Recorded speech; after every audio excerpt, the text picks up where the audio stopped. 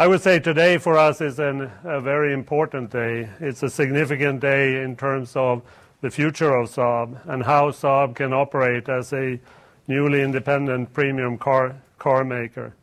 We're here today to announce for us a very important strategic agreement.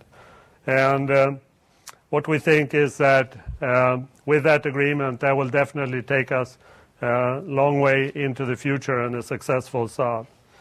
Before I talk a little bit more in detail about the agreement as such, I'd like to give you a brief wrap-up as to what has happened since the 23rd of February. It's important, I think, to remember that it's actually only 7 months ago that we signed the agreement between Spyker and General Motors. The good news during these 7 months is that we have delivered on our financial business plan so far, and we're building gradually capability as a standalone company. Not only have we concentrated all of our operations to Sweden and to Trollhättan, but we have also restarted our production, increased capacity, launched the 9.5 in our manufacturing facility, including the relocation of the convertible from Austria to Sweden, and now building the convertible for the first time here in Trollhättan. We restarted, of course, all of our marketing activities out in the marketplace, focusing primarily, of course, on the launch of the new 9.5. And as you probably have seen, the response for the new 9.5 so far is extremely favorable, and we're, of course, happy with that.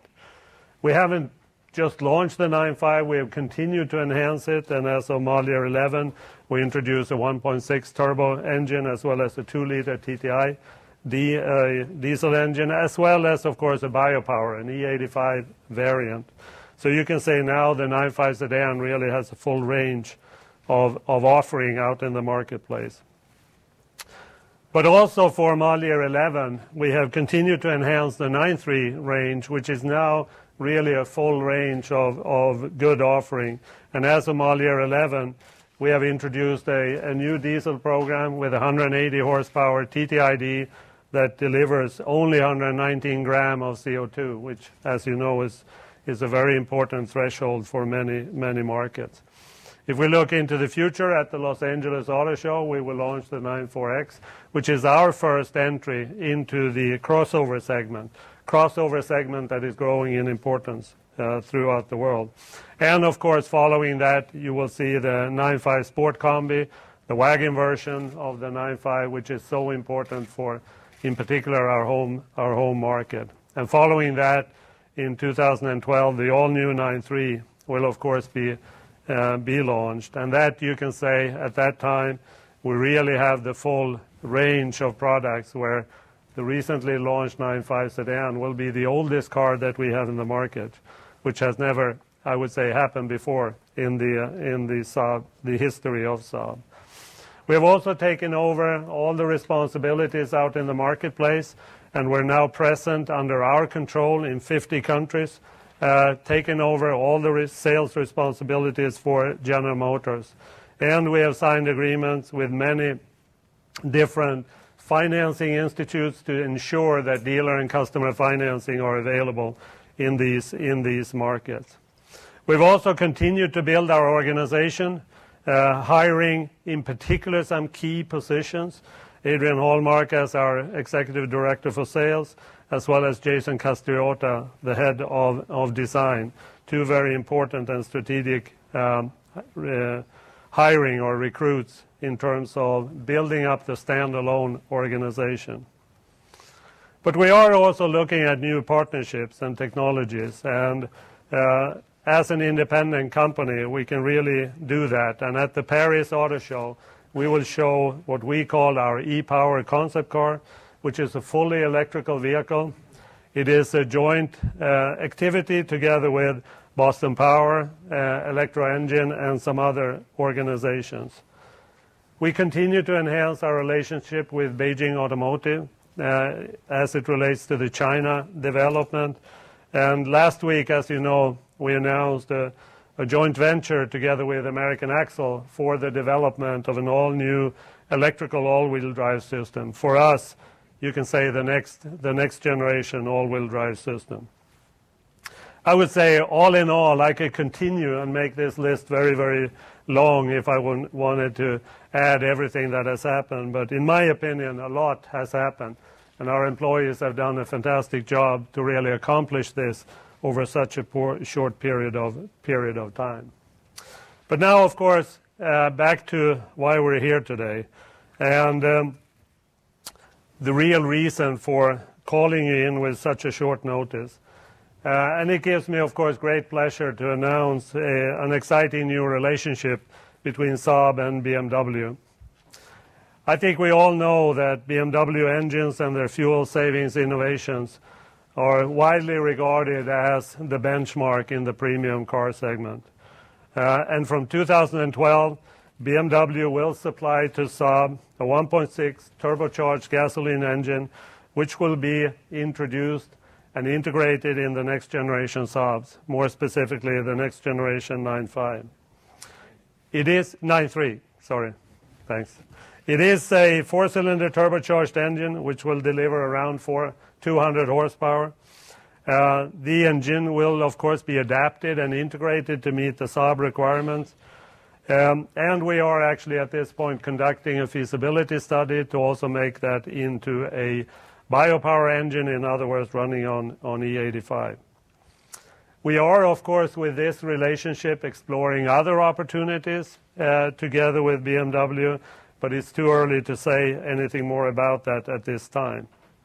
I think we have, in a very short period of time, developed an excellent relationship with BMW, and I would say this forms a good foundation as it relates to the delivery of these engines, and we're really happy about that. It's a milestone for Saab to get to this point. And what I'd like to do now is to invite Ian and Victor to come up and reveal the engine that we're actually talking about. Okay, there we go. All right. This is it. And it's working. Beautiful piece. It's a beautiful piece. Look at that turbo. Yep.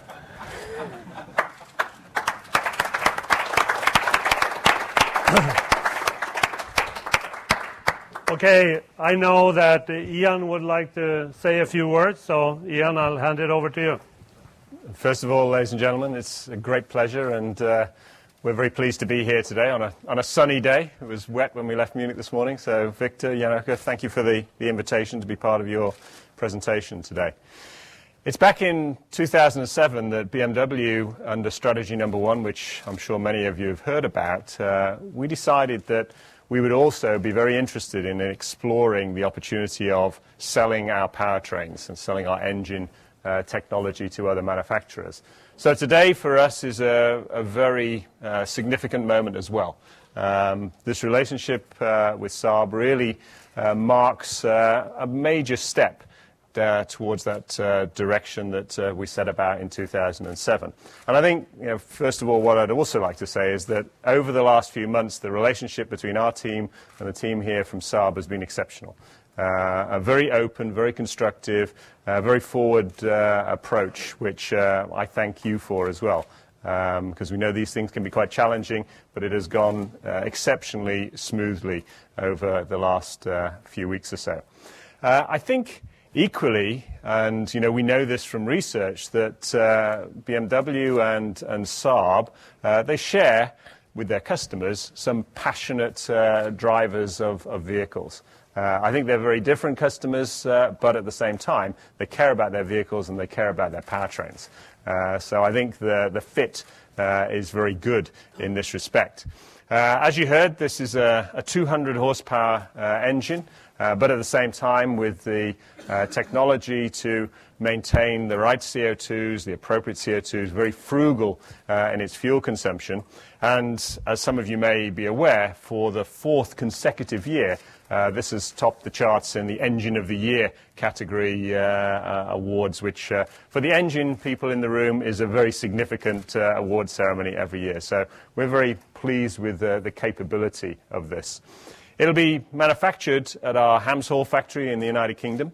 and obviously shipped here. And as Janoka said, it will clearly be modified to suit the Saab requirements in the installation of the new 9.3.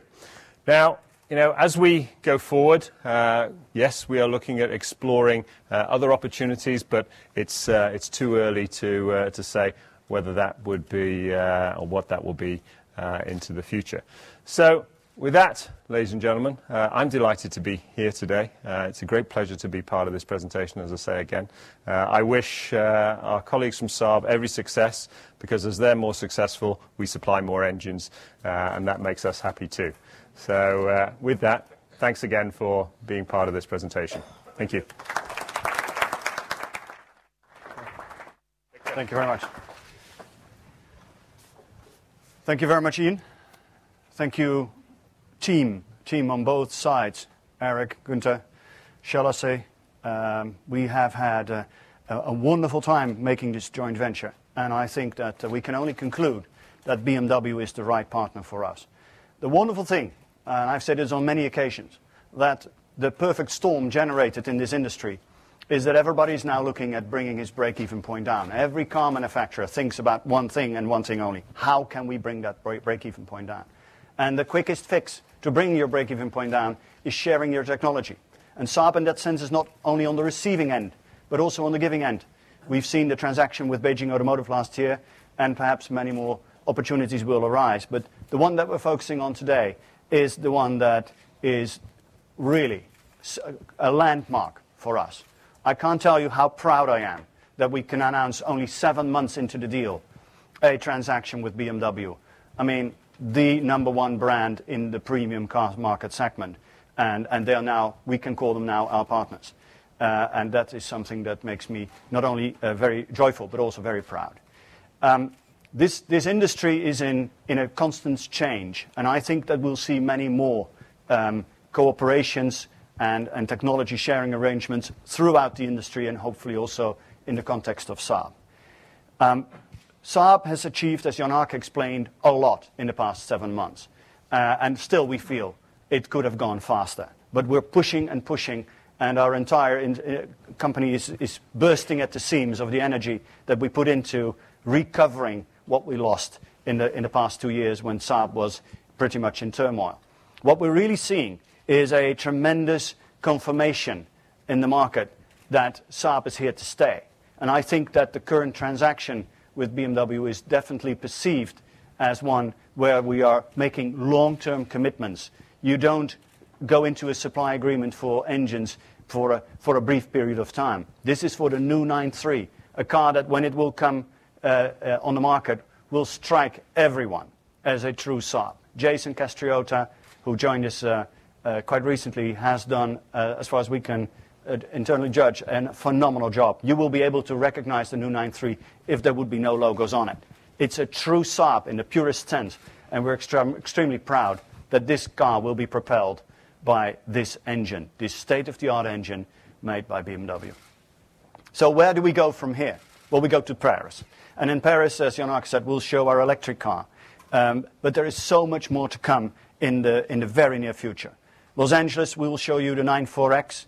And then, of course, next year, the Sport Combi, the station wagon version of the 9.5, which is extremely important for the Nordic markets. And then, of course, in 2012, our new 9.3. That is what the product program is that we have laid out. And, of course, as you probably know, on our wish list is a small Saab.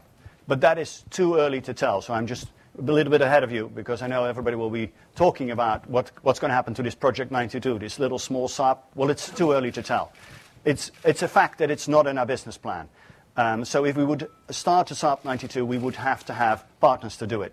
Well, I can assure you, we're on it, and if there's something to be said about that, we will definitely come out in a similar setting.